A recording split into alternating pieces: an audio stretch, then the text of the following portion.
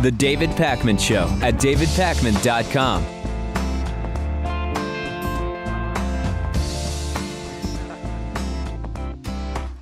I think everybody knows what the top story is today. We're talking about the midterm election results. It was not a good night for Democrats. It was a good night for the most extreme Republicans. Not completely unexpected in terms of the numbers overall, but we're going to get into the specifics here, Lewis. Some huge extremist wins for the right that really represent a total disconnect from any semblance of logic, reason, rationality, or a connection to the real world. And it is embarrassing, I'll tell you. Among governors, Democrats won 8 and Republicans won 24. The GOP netted at least 7 Senate seats, more than the 6 that they needed to take control of the U.S. Senate. They may actually get 1 or 2 more, depending on how things shake out in the next hours, and also potentially with runoff elections. The party captured 3 or 4 Senate contests that were taking place in battleground states. That's Colorado, Iowa, North Carolina. And they came up just short in New Hampshire, fortunately, with Scott Brown losing there. We'll get into that. Voter turnout was hit or miss. There were some specific areas, counties, states that reported really high voter turnout.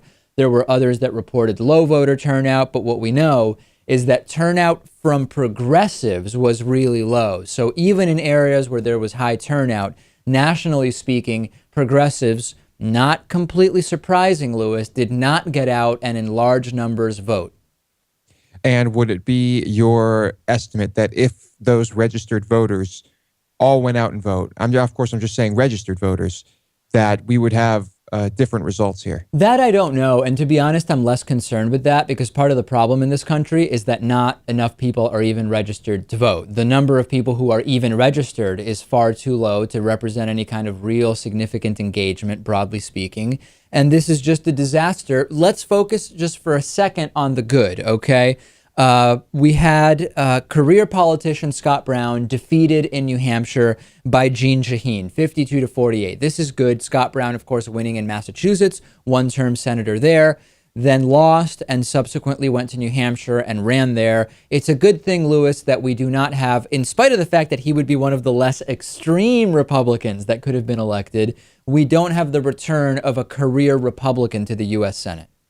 Yes, that would just not help in any way. In California, Democratic Governor Jerry Brown has been reelected to what's an unprecedented 5th term as governor there. That is a very good thing. In Pennsylvania, Republican Governor Tom Corbett was defeated by the Democratic challenger Tom Wolf. This is really good because we have seen a huge effort in Pennsylvania to use so-called voter ID, which is actually voter suppression tactics, to try to push Republicans. And if we think about the fact that we have a 2016 election that is going to be there in every state, of course, but in Pennsylvania for president just 2 years away, it's really good when we think about these very low and base voter ID tactics.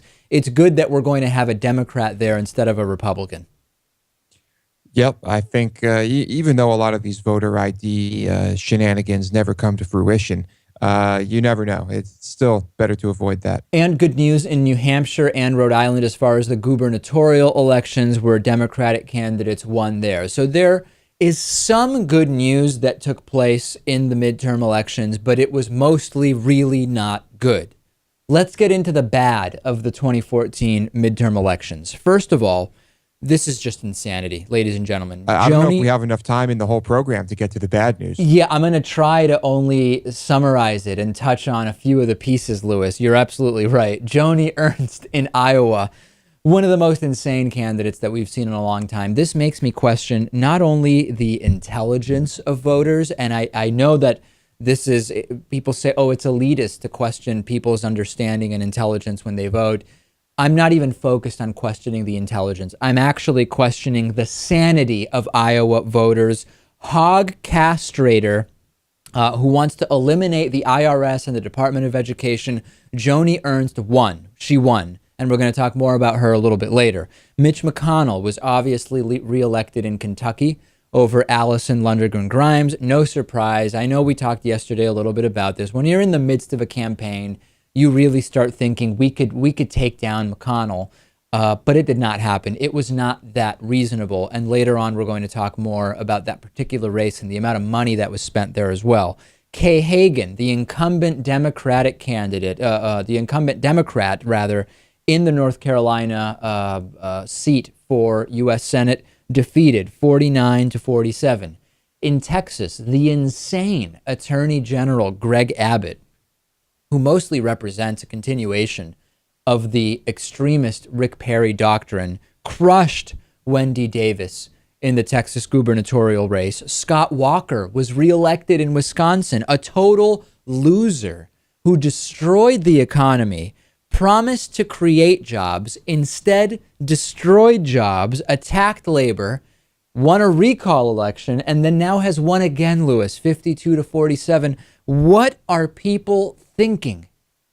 That is an example of voters not knowing what they're doing. Joni Ernst, maybe we can question their sanity. In Wisconsin, I think we have a very clear example that people are just uneducated and ignorant. Yeah, well, because Joni Ernst is not a known entity, right? In spite of the crazy things she said, we're not re-electing someone where we know exactly how they'll govern. We know what Scott Walker has done. It's been terrible for the working people of Wisconsin who chose to re-elect him. In Florida, incumbent Republican Governor Rick Scott defeated challenger Charlie Crist. Rick Scott, who refused to even say the other day whether banning gay marriage is a form of discrimination. He refused to even say one way or the other, who wants to drug test welfare recipients. This is really bad because now in 2016, you know what happens in Florida around presidential elections, Lewis. Now we will have yet again a Republican governor in Florida during a presidential election. That is a really bad thing. Really bad. When I first started watching the coverage, Crist had a huge lead. But I guess it was early, and that got swallowed up pretty quick. Republican Gordon Klingenschmitt, former Navy chaplain who performs gay exorcisms with a 50% success rate, as he has claimed on this program many times, who believes that demons can infect animals and then somehow infect people with gayness. I mean, this is just an extremist, to use a term that maybe we will be using more frequently here, walked away with 70% of the vote as a state representative in Colorado, defeating Democrat Lois Fornander in a race for a vacated seat. And then Tom Cotton, ladies and gentlemen, Tom Cotton, a guy who said ISIS is conspiring with Mexican drug cartels to attack Arkansas, won last night. A guy who doesn't think there should even be a minimum wage. And Arkansas voted last night to raise the minimum wage. Arkansas voters decided simultaneously that they want to raise the minimum wage and to elect the guy who doesn't think there should be one, Lewis. Yep, incredible. I can't say I'm surprised about all of these results, but it doesn't make me feel good. I'm embarrassed. I am completely embarrassed. And then in Massachusetts, which we will talk about, I still vote in Massachusetts in spite of living in New York. My legal residence still in Massachusetts. We have again elected a Republican governor in Massachusetts, one possibly even worse than Mitt Romney. And we will talk about that in more detail. I voted 2 weeks ago, requested my absentee ballot, voted for Martha Coakley in Massachusetts. Martha Coakley, of course, was defeated by Scott Brown when she ran for Senate. Ultimately, Scott Brown lost to Elizabeth Warren. Many criticisms of Martha Coakley that she just blew the election. She took time off when she shouldn't have, although people contest that. She generally was not as engaged as she should have been. And the same thing has happened again in Massachusetts, where Charlie Baker defeated Martha Coakley 48-47. She once again blew her lead in Massachusetts. I made a point here. I need to vote. I need to vote absentee. I requested my ballot. I told everyone I know Republicans are going to come out and vote. Some of the more conservative independents in Massachusetts are going to be voting, and they have a bad taste in their mouth about Martha Coakley. And you know what? Maybe on some level I do too, but we cannot have Charlie Baker there, a guy who spent 10 years as the CEO of Harvard Pilgrim Healthcare, welcoming plutocrats with open arms. Massachusetts voters, Massachusetts, liberal, progressive Massachusetts, once again opting for the gold standard plutocrat. Yes, and I'm sure a lot of people listening know that Massachusetts has a long history of Republican governors. It's a liberal state, but there's a lot of red spots. The one positive thing we can say, the one mitigator here, is that even Republican governors in Massachusetts have often done progressive things because of the progressive legislature, the state senators and the state reps. Remember Mitt Romney passing Romney Care, almost indistinguishable from Obamacare in many ways. And that happened, of course, mostly because he was working with a very progressive state legislature. That's the only area, Lewis, where I could say maybe this isn't going to be a total disaster, but this is a turnout issue. Many progressives I know in Massachusetts just didn't vote. Yeah, turnout is huge, and hopefully Baker will not be able to really act unilaterally and on many issues. But I think you're right, probably just a turnout issue. Let's talk a little bit about Joni Ernst here. Iowa State Senator Joni Ernst won her race for U.S. Senate, defeating Bruce Braley. This is insanity, ladies and gentlemen. And this is not about even saying, well, Republicans have a big victory because they've rejected progressive values. Republicans have elected a lunatic. This is someone who got national attention for touting that she grew up on a farm castrating pigs, for saying, as she held a gun in an ad, that she is setting her sights on Obama. This is someone who wants to eliminate the Department of Education, who wants to eliminate the IRS. What would happen if we did those things? This is someone, Lewis, who has said that states should have the right to nullify any federal law that they don't want to follow. There's a federal law that's passed. The state says, we don't like it. The state should be able to simply nullify it and ignore it. This is a dangerous extremist, and this is someone that Republicans seem to be somehow happy about electing. I have to clap. I have to give a round of applause for her campaign managers and her staff, because I'm assuming that most of the people who voted for her don't know about what she actually wants to do in government, but they think, hey, this is just a classic American, a great American, grew up on a farm, likes guns. I'm going to vote for her. And even further, Lewis, apparently either they don't know or they don't care that this is a woman who still thinks that there were WMDs in Iraq, weapons of mass destruction. She says, listen, I don't know where they were when we got there, but there were weapons of mass destruction in Iraq. Still, I mean, how far back? What does she think? Does she also think the moon landing was staged? This is just, it's inconceivable to me, whatever you think about progressive values, that anyone would vote for this woman. Yeah. It's pretty shocking. I'd love to talk to some of the voters and hear why they voted for her. I'm sure we know exactly what they would say, though. All right, we're going to keep talking about yesterday's election results. We are going to ask the question, is this going to wake up progressives? We also have Hatriot Mail for you. Stay with us. The David Pakman Show at davidpakman.com.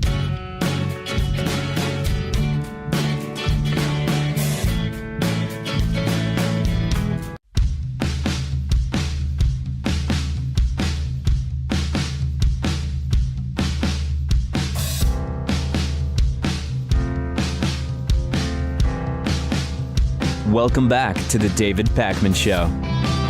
The David Pakman Show membership program is, of course, made possible in part by liberalbias.com. The more you look for it, the more you find liberal bias. You can even find it in the most unexpected places at liberalbias.com. Today's new member of the day is Richard Osberg, and Richard is member of the day on a very special day because we are inducting Brittany Gentile into the David Pakman Show membership Hall of Fame.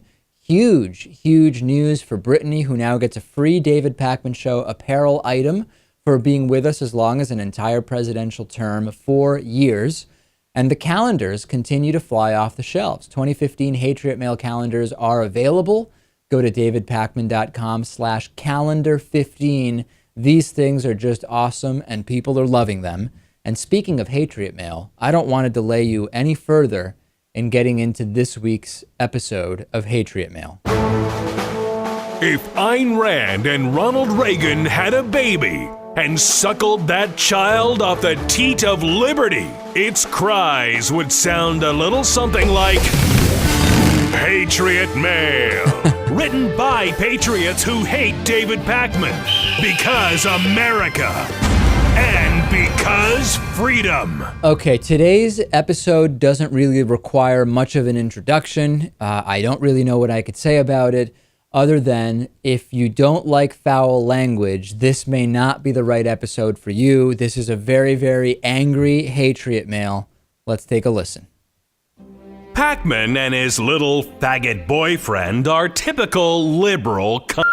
Call them on anything and they ban you from their little YouTube channel. Pac-Man isn't even American. Just a little Jew boy pile of shit that, like all immigrants, comes to the USA, shit all over the flag, all the while thinking they're clever. No wonder he and his faggot boyfriend's sidekick are such America-hating faggots. You idiots that think these douchebags are clever are just pot-headed losers. Lewis, I mean, this is one of the most hateful Hatriot Mails we've ever received.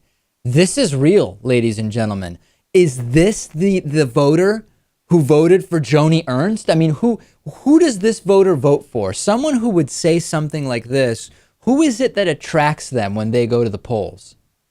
Probably Joni Ernst or Rick Scott or Gordon Klingenschmidt.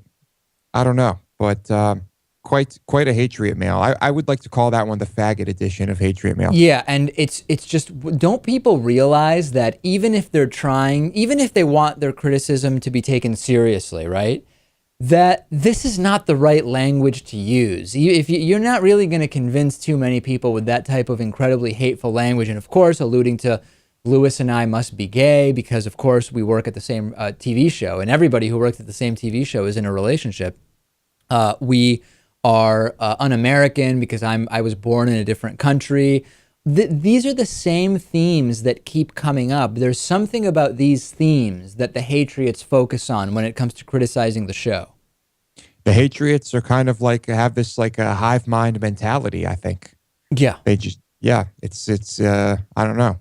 I guess there's no other way to explain it. Let's talk more about the election results from the midterm elections. Just embarrassingly horrible results for anybody who believes in common sense and reason. I mentioned that Mitch McConnell in Kentucky was able to defeat Allison Lundgren Grimes, won his 6th term last night, defeating an opposing candidate who was actually quite well funded. And the big thing about this race was that people were saying it would be like a $100 million Senate race, one of the most expensive in history, the most expensive. It didn't quite turn out that way. It turned out that it was closer to somewhere around $50 to $60 million spent on this Senate race. Now, at the beginning, of course, Mitch McConnell bragged that it would be super expensive. And even though it didn't end up being that expensive, this race really illuminates the disaster we have in this country around campaign finance. Can anyone honestly tell me, and if you can, write in and tell me, that voters are well served and that the country is well served by, let's just call it $50 million being spent on this race? Were you able to be more informed because that amount of money was spent? Did you make a better choice because $50 million was spent? Or would you have been able to make just as good of a choice in terms of who to vote for if there were, I don't know, $250,000 spent total, $125,000 per candidate, and otherwise just a few televised and radio broadcast debates, as well as some state-mandated, fair, equal time television ads? Would we have been able to make just as good of a decision, Lewis? Hard to say. Or bad of a decision, I guess? Well, yeah, bad of a decision. Well, when all of those ads and speeches and information could be misinformation, could be nonsense, could be bull. But it is anyway, is my point. In other words, we have $50 million worth of misinformation as opposed to $1 million or $500,000. Yeah. I mean, I think we both agree that the campaigning needs to completely fundamentally change and that a lot of the rules around elections need to change. But how do you get rid of misinformation and nonsense? We got to take the money out of it to start with. Yeah, which is essentially impossible because every single individual that is elected under this system has already benefited from the system by virtue of their election. Why would they ever want to change that system? And people need to wake up. Every issue, whatever issue you care about, right? If it's education or women's rights or foreign policy, all of those issues are relegated to second-tier issues behind the fact that money influences our electoral system in such a heinous and sickening way. And if you really want to have progress on whatever your issue is, step one is get the money out. That needs to happen. Yep. Let's end corporate personhood. That, I think, would be a huge first step. Okay. Is this election this disastrous election, going to wake up progressives? Have progressives woken up over the last 12 to 24 hours as we've gotten these results? What would it take for progressives to realize, if I don't vote, that helps conservatives? That really helps conservatives because they are the ones who want me not to vote. If I allow these state and local elected officials to win, it's going to make it even harder next year and in 2 years and in 3 years for progressive candidates to win. And this is what Republicans are doing so well. Republicans today, ladies and gentlemen, my progressive friends, Republicans today are, of course, cheerleading their victories, but they're already working on the odd number yeared campaigns where you get these local elected officials, you get the mayors, you get the city councils, you get all of these positions filled with conservatives very often, and they go on to become state senators and state reps, and they go on to then run for Congress and then run for the U.S. Senate. Progressives are not doing this, and they need to wake up, Louis. I don't know how else to say it, but this is going to be a very sad reality in 2 years, in 4 years, in 6 years. On the issues, the country is moving to the left. The country is becoming less and less religious. The country is, for the first time, by more than 50% in favor of legal abortion and it staying legal, in favor of, at minimum, same-sex civil unions, if not gay marriage. We are accelerating towards 50-state same-sex marriage. But the opinions on issue polls do not translate to legislation. And I've told you so many times that the views of the country are not being represented by elected officials. Elected officials who are far more extreme and far more conservative than their constituents are being elected, in part due to misinformation, in part due to voter suppression, in part due to lack of turnout. And this is creating a self-perpetuating situation where the money never comes out of politics. The elected officials continue to legislate the way they want, the way the most extreme factions of their constituents would want them to. And it becomes irrelevant that on the issues, the country is becoming more progressive. It almost doesn't matter because people aren't voting and people aren't activating. I think either way, slowly we are going to move to the left. We are becoming more progressive. And it could take 20, 30 years for us to really see that change in who gets elected because of who is voting right now.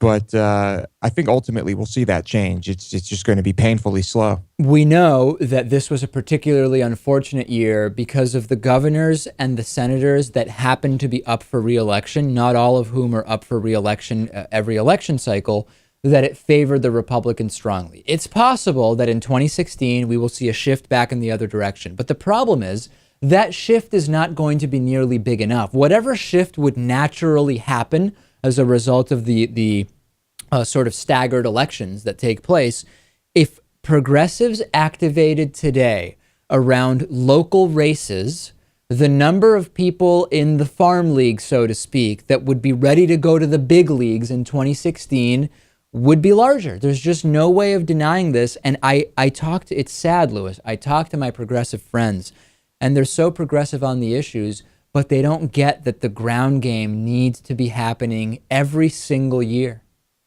And I have an interesting story about this on an upcoming bonus show. Oh, yeah.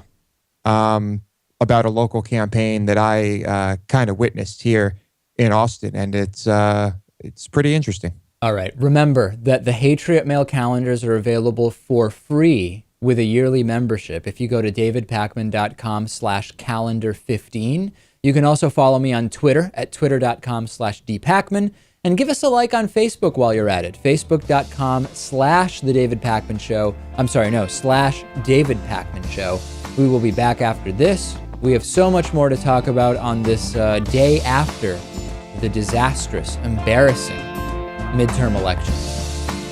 The David Pakman Show at davidpakman.com.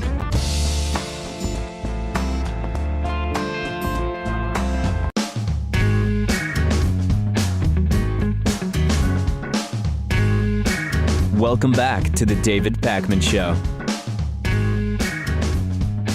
The city of Fort Lauderdale, Florida, a city that Lewis is quite familiar with, recently promised to criminally charge people who were caught feeding the homeless in public. And on Sunday, the city did indeed charge 3 people, including 2 ministers and a 90-year-old homeless advocate, and they could each face 60 days in jail for their so-called crime. Arnold Abbott, 90 years old, said, quote, "I fully believe that I am my brother's keeper. Love thy neighbor as thyself." He faces a possible jail sentence as well as a $500 fine for feeding the homeless after he violated this new ordinance that says you are not allowed to share food with the hungry in the city. Listen to this. According to Abbott, a police officer came over and said, "Drop that plate right now," as if I were carrying a weapon. This sounds like a Saturday Night Live satirical skit. Yeah, this is classic Florida. I hate to say it, but this is the type of thing that happens in Florida. I don't know what they're trying to do. I guess they're just trying to get all homeless people out of the city. I don't know if this is the most effective way. Sanctuary Church pastor Wayne Black was also charged, and he said, "We believe very strongly that Jesus taught us that we are to feed his sheep. We finally have Christians who are acting like real Christians, and all of a sudden they get arrested for what they're doing." It's insane because we're talking about Florida here. 90-year-old Abbott might have been better off shooting a homeless man in an alley and claiming stand your ground and that he had simply been defending himself and felt his life was threatened. He probably would have not been arrested in that case, but because he fed the homeless in public, he did get arrested, Lewis. What a backwards situation we have going on down there. It sounds outrageous, but I agree with you. I think that you could probably have an easier time killing a homeless person in Fort Lauderdale and getting away with it than trying to feed them. I don't think we're being satirical when we say it. I mean, I really do think that just imagine, ladies and gentlemen, that this 90-year-old has a gun, legal gun. He just goes into an alley where there's a homeless person and kills that person. Nobody sees it. He calls the police and said, "I was just attacked by a homeless person. Please show up. Here's my permit for the gun. Homeless person came at me. No witnesses." I see an arrest in that case of this 90-year-old man as not very likely. And he was arrested here simply for feeding the homeless. Yeah, I think that's exactly how it would go down. Pretty absurd. Just unbelievable. And we have a problem in this country with hunger and poverty that is an optional problem, right? There's nothing mandatory about the hunger and poverty problem that we have in this country. We've done study after study that shows that at the city level, it's very often more fiscally conservative over the longer term to actually give free housing to homeless people and give them enough food to eat than the total social costs and social welfare costs of them living on the street. Doesn't matter. We choose not to solve this problem. We've talked many times about how we throw out something like 25 or 30% of our food, and that the entire issue of hunger is a distribution and allocation issue and not at all an issue of resources, but we still can't seem to get that figured out. These are optional problems, and we're criminalizing the people that are actually doing something to help. Yep, I think you're going to see only more of this type of legislation in Florida now with the re-election of Rick Scott. Let's check in with the Pat Robertson 700 Club. Pat Robertson was talking about what he considers to be mongoloid children with Down syndrome. Of course, mongoloid, a completely offensive term that has over time been used sometimes to refer to African Americans and sometimes to refer to people who are suffering from Down syndrome or other similar cognitive disabilities. And Pat Robertson all of a sudden talking about genetics on his program. He seems to know a lot about everything, and talking about mongoloid children. Listen to this. As the Robertsons mentioned, you don't realize this. You look at the deformity of it, but the truth is the child doesn't swallow well, can't take nourishment. That's right. Struggles with breathing. I mean, all of these things impact their to lives. get clinical, conception, you've got two sides like this. One side comes around and forms the central nervous system. The other side comes around and forms the face. And so you see these little children that are what we call mongoloid, Down syndrome, sweet little children, but the back part hasn't formed. So, and this is the front part. This is the front part. But this is a deformity. I mean, if you got a little girl, can you imagine having a big hole in her mouth? Or a little boy. Really, they can't smile. Children shun them. It's a great miracle. That was a clinical analysis from Pat Robertson as he describes it, Lewis. It's so funny to me and shocking because of how offensive it is, how much stuff Pat Robertson claims to be an expert on. Yeah, there's really no end to it. He can raise the dead. He can talk about genetics. He can tell you anything about the Bible. He knows about yoga and Ouija boards, you name it. Is there anything Pat Robertson is admittedly not an expert on? It's funny because you would say, well, he must not be an expert on, like, for example, gay and lesbian sex because he finds that so off-putting.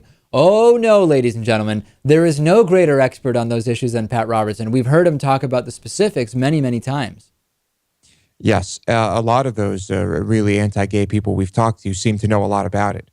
Is there any way, you think, Lewis, that Pat's co-host doesn't realize that what he's saying is heinously offensive?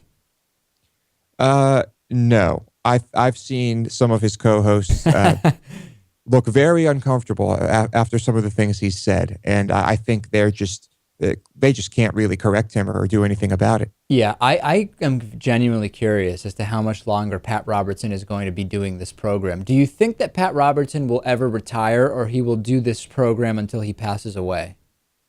I think he will only retire if he starts losing his mind.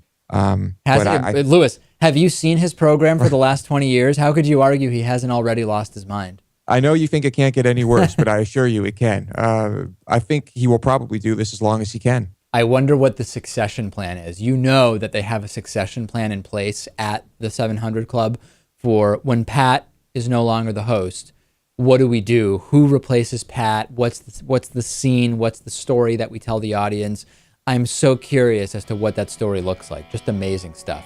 Make sure to join us on Reddit, our Reddit discussion forum. It's at davidpakman.com/Reddit. That's REDDIT. The David Pakman Show at davidpakman.com.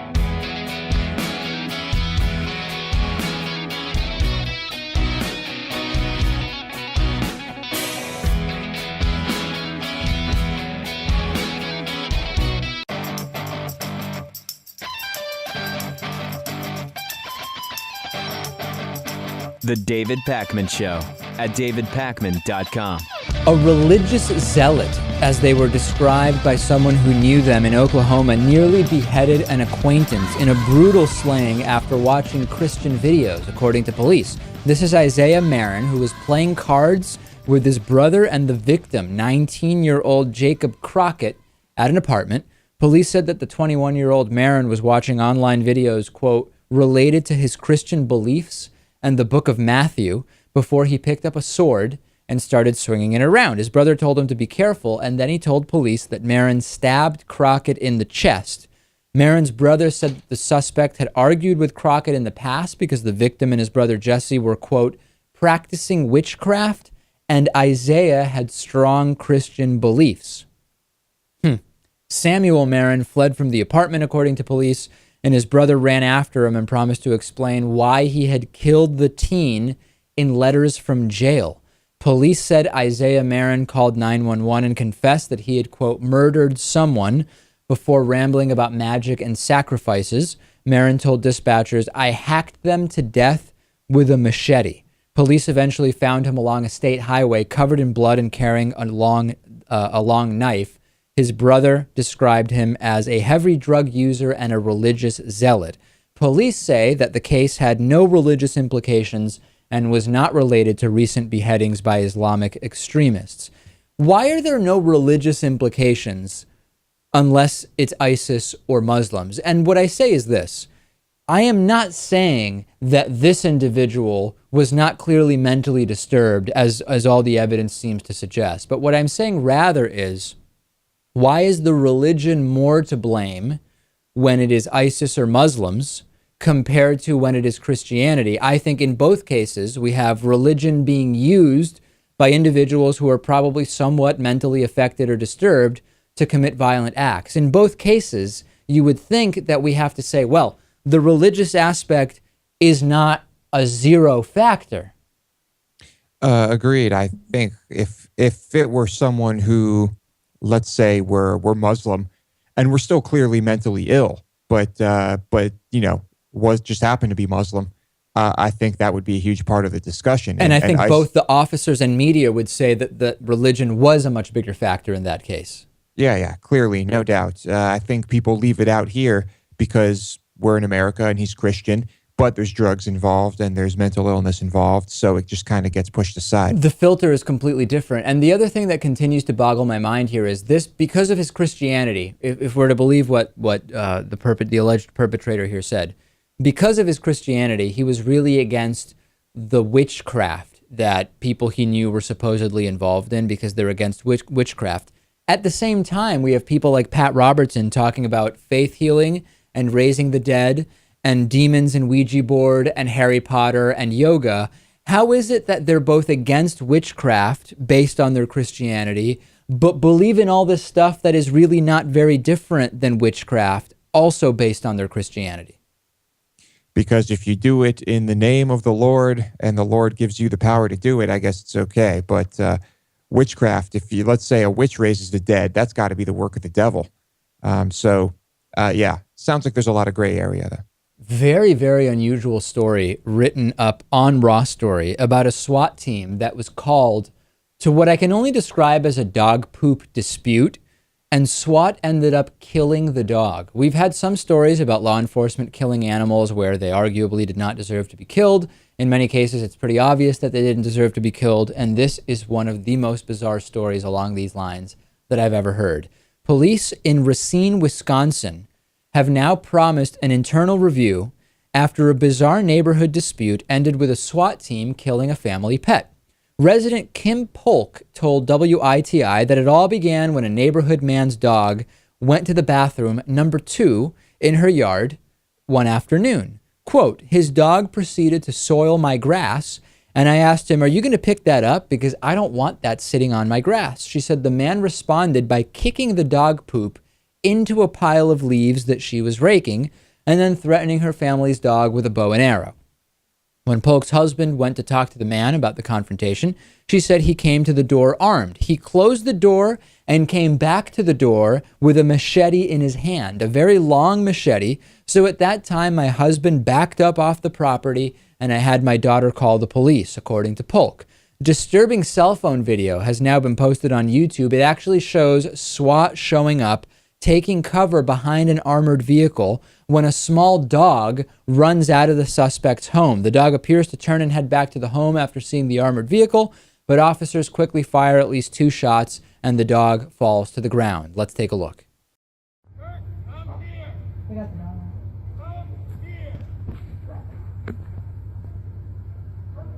They both over here.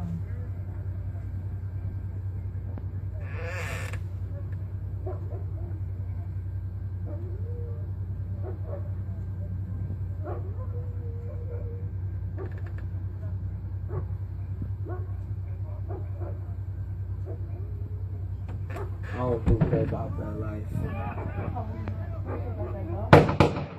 Oh my God, they shot the asshole! In a statement for the Racine County Eye, Racine Police Chief Art Howell expressed regret for the dog's death. This is his quote about it. Officers who for over 3 hours were focused on peacefully resolving this crisis through dialogue were now forced to deal with the distraction and unpredictability of having the subject's dog moving through the scene of this active encounter at a critical time.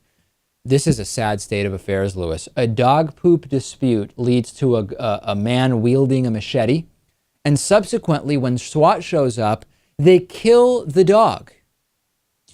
Clearly, the owner of the dog is a violent person who could potentially do a lot of harm. I think the dog had nothing to do with any of this. And if you watch the video, it's not a big dog, and it appears to be not aggressive at all. I don't think it needed to be shot, but I don't know. Louis, Very strange but the situation. police chief said that the dog inserted itself into a very tense situation. So had a person walked in front of them, they would have shot that person? I don't see that as a valid reason. The dog poop disputes are actually a pretty serious thing. The last couple times I was in Massachusetts and I was at my mom's house, we were casually sitting at her table, and I look out the window and a dog comes in to her yard, and the dog could have gone to the bathroom. You know how sometimes there's a sidewalk, and on the road side of the sidewalk, there's a little more grass? So the dog could go to the bathroom on the grass, but no, it didn't. It came in to the actual yard at my mom's house and goes to the bathroom, and then the guy just starts walking away. And I just walk outside. He, of course, didn't think anyone was watching. I said, "Excuse me, are you going to clean up are you going to clean up your dog's business there?" And he said, "Oh, where?" And I said, "The place where I just watched your dog go to the bathroom from that window right there." And the guy did clean it up. But it really causes a problem because then other dogs come by and they smell it and they want to go to the bathroom in the same spot, you know? Yeah, or a lawnmower goes over it, and then you got a real mess on your hands. But yes, people frequently leave their dogs' droppings all over the place. There was another one this past weekend when I was up in Massachusetts, and at this point, I was just in my car in front of my mom's house, and same thing. A woman walks by with a dog, and it goes to the bathroom, and then she's about to walk away right as I pull up, and I just look at her, and she just looks at me, and I don't do anything. I don't say anything. I just look out my window and just look at her. And eventually she starts walking back and comes over and picks it up. I didn't have to say anything, but this is a serious thing. It is. And when walking my friends' dogs before, if we're on a trail or something and it poops off to the side, where no one is going to be walking, I may leave it there. I don't see that as a big deal. But when it's in someone's yard or when it's in a place where people clearly are moving about, you got to pick that up.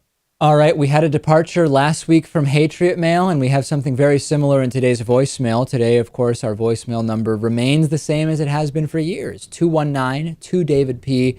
Here's someone who's really happy about last night's election results. Yes, this is Frank from Monroe, Georgia. It is election night, 11:39 p.m. Guess what, David and Louis? Your party got their ass whooped. Oh, I'm laughing my ass off at you. You bunch of Democrat liberal schmucks.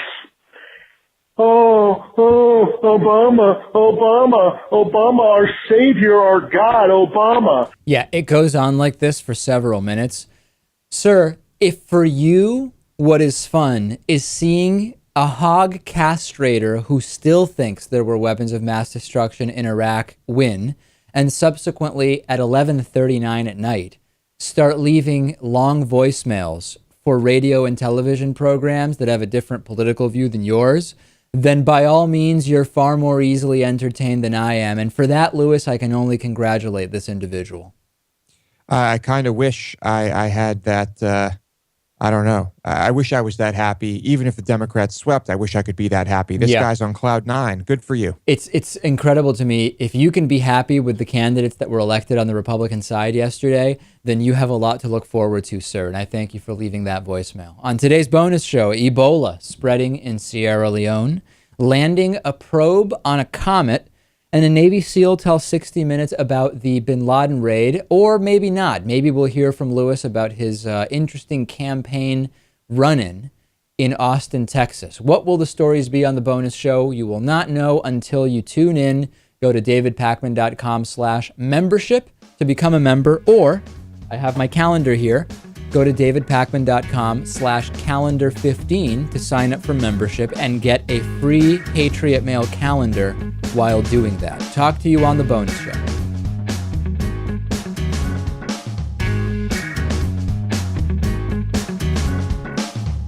The David Pakman Show at davidpakman.com.